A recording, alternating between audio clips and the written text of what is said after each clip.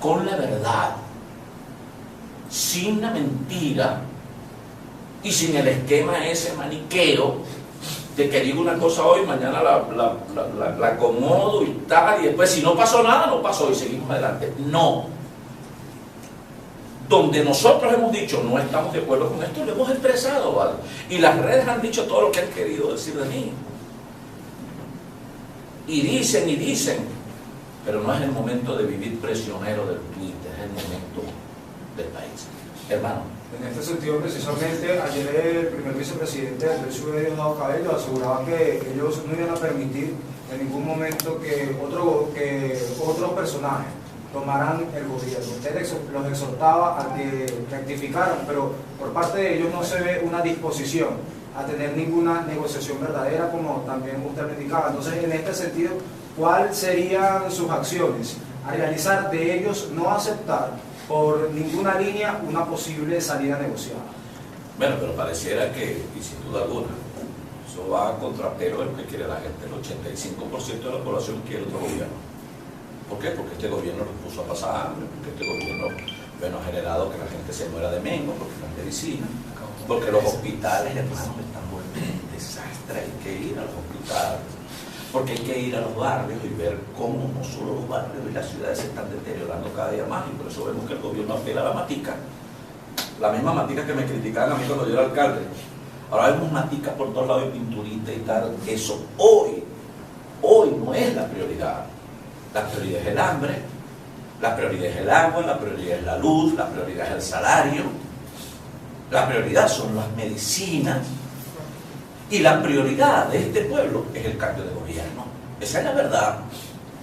Esto no da para más. Ahora, nosotros queremos cambiar ese gobierno, por supuesto que sí, pero nosotros lo queremos hacer en el marco del hecho democrático, en el marco de la Constitución, de manera pacífica, porque sostenemos hoy los mismos criterios que sosteníamos ayer. No nos vamos a salir de esa línea de actuación, de esa línea de conducta, y eso hoy se llama coherencia. ¿Cómo van a hacer de cara a que se cambien las reglas? Es decir, usted está hablando de una transición, de unas reglas que están basadas en la Constitución, pero hay una Asamblea Nacional Constituyente en curso, reconocida o no, está actuando en el país, y de hecho hace poco Germán Escarrá habló de 4 modelos de constitución que se estarían discutiendo, y que esta discusión pudiese ser llevada a la plenaria a finales de año, donde se incluiría, entre otras cosas, la milicia como un componente de la Fuerza Armada, pero también habría modificaciones en lo que respecta al mecanismo de referéndum, etcétera. Es decir, las reglas del juego que existen hoy no necesariamente son las que van a estar funcionando en 3 meses o en menos. ¿Cómo va a ser la oposición? Porque esto también me engrana para hacerle la otra pregunta. ¿Qué falta? Es decir, usted ha dicho que hay reuniones, que hay puntos coincidentes, pero ¿qué falta? ¿Qué falta bien para concretar una transición? ¿Qué falta bien para ni siquiera empezar un accionar, para siquiera empezar un accionar, o generar acciones de la oposición toda, de los políticos todos? Hay puntos coincidentes. Ustedes señalan que hay una reunificación, o que es necesaria una reunificación de la unidad. Eso lo han dicho todos los partidos. También hay coincidentes que desde lo ocurrido el sábado 4, todos los partidos también han señalado que temen una arremetida contra los factores de oposición. Entonces, sí, hay factores unitarios públicos y otros que han discutido en privado, que falta para que se empiecen a realizar, para que sean tangibles. Bien, miren. Lo primero, la Constitución, quisiéramos conocer el proyecto de Constitución todos los venezolanos. Sin duda alguna, si es que eso existe. Si es que eso existe, nadie sabe eso. Es allí también un punto de partida en esa necesidad perentoria, en un esquema diferenciado al anterior, en lo cual, Gabriela, esto de la reunificación, la mesa de la unidad, listo, eso no existe. Ahora, nosotros creemos que es necesario, sí, una reunificación de las fuerzas opositoras del país, con respeto, con reconocimiento el uno del otro, en esa mancomunidad de esfuerzos para lograr lo que tú acabas de decir. ¿Cómo sentamos allí al gobierno en un esquema de negociación distinto al anterior, con acompañamiento de la comunidad internacional, pero donde no sean 4 partidos? O sea, el país son 4 partidos, eso no puede ser. 4 partidos, cada uno con un teléfono. No, una verdadera negociación. Y parte de esa negociación, bueno, lo principal de la negociación tiene que ser la transición. Es el elemento fundamental de la negociación. Y ese elemento fundamental de la negociación, que es la transición, debe de alguna manera considerar un nuevo proceso electoral presidencial en Venezuela que implique, además de elecciones libres, transparentes, sin métodos, sin esquemas, sin prácticas que desconozcan las previsiones de la ley, verdaderamente transparentes, y que podamos allí conciliar, y de allí lo importante de sugerir, más allá de que hay algunos compañeros que hacen política, pero la palabra diálogo prácticamente les rebota. Pero el diálogo es un instrumento de la política, es consustancial al hecho democrático. Y de allí, llámese, no le diga diálogo, diga entendimiento, vamos a decirle entendimiento, un entendimiento real, absoluto y verdadero por el país. Y eso es perentorio, apenas han transcurrido menos de 3 meses desde el proceso electoral. Ustedes mismos me preguntaban a mí en plena campaña, cuando andábamos en los estados, ajá, ¿y qué pasa si después del 20 de mayo vuelve a ganar Nicolás Maduro? Y yo decía, bueno, en 3 meses quizás el país estaría montado en un polvorín. Busquen una declaración. Y es impredecible lo que pueda suceder en Venezuela, enséñense. Este gobierno no puede resolver la grave crisis económica que tiene el país, porque es un problema asociado al gobierno. Es confianza, credibilidad. Y más allá de eso, también hay mucho de improvisación. No hay una política económica en Venezuela en su momento más álgido de la economía. Pero eso es el gobierno, la oposición. Claro, entonces la oposición, pero por eso te digo, ahí es donde tienen, ahí es donde hay, Gabriela, las coincidencias en eso que tú llamabas la redefinición de la oposición venezolana. Repito, que nadie, que la MUD no existe, listo. Y hay diversas expresiones de las fuerzas opositoras del país. Nosotros somos una expresión colectiva de ellas.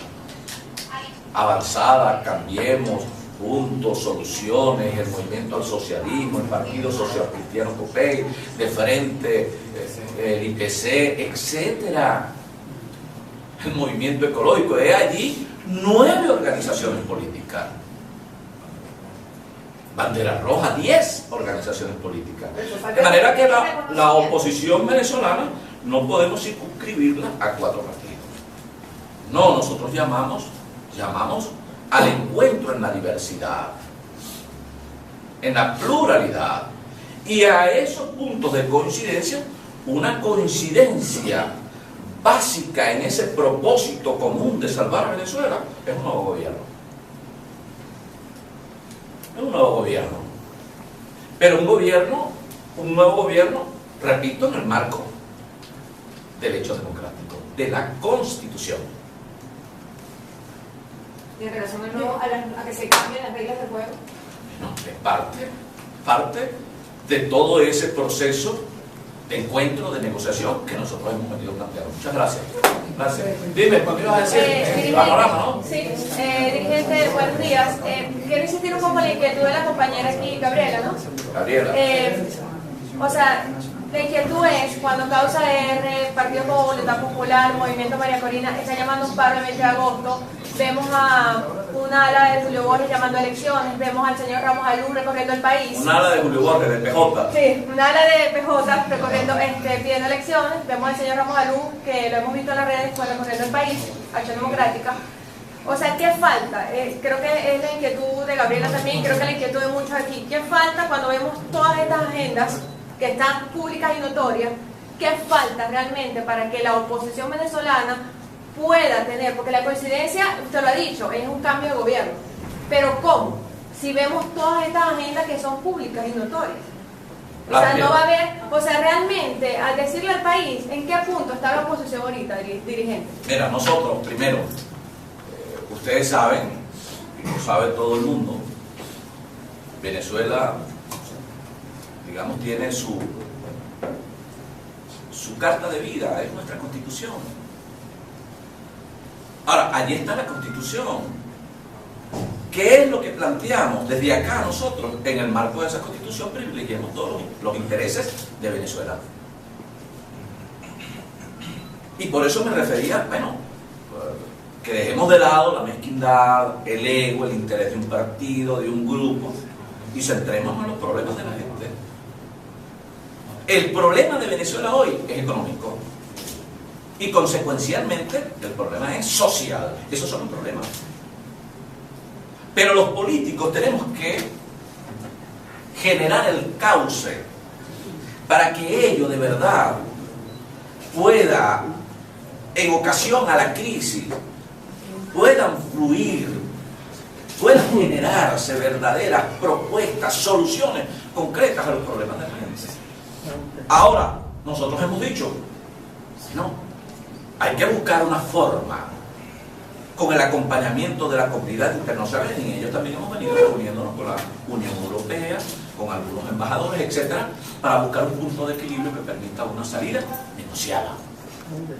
Y sobre esa salida negociada, una transición democrática que procure el respeto de los derechos humanos y los derechos políticos, no solo de los dirigentes, sino de los ciudadanos venezolanos. Que me hace pensar que el gobierno quiere negociar y buscar una transición. Buenas tardes. Yo creo que el más sí, interesado... Estamos sentados en la oposición, pero el gobierno no parece estar interesado. Pero el más interesado en eso creo que es el gobierno, Vanessa. Y tú sabes que el gobierno está medio empastelado también. Y no medio empastelado, el gobierno está metido en un vaporón que no sabe ni cómo salir. ¿Por qué? Porque el gobierno tiene también su crisis interna política. La tiene. Y además de la crisis política, el gobierno no sabe ni qué hacer con la economía. Por eso improvisa. Y saca el petróleo y saca no sé qué cosa. ¿Cree que eso lo va a llevar a una transición necesaria? Pero por Dios, si no, el gobierno va a terminar prácticamente en una condición de 0 suma 0 y prácticamente un colapso generalizado en el país que no les conviene ni a ellos, no les conviene a la oposición ni les conviene a nadie. O sea, aquí de lo que se trata es poner en práctica la racionalidad, el sentido común y la lógica política. Primero el país, después los partidos. Muchas gracias. Okay.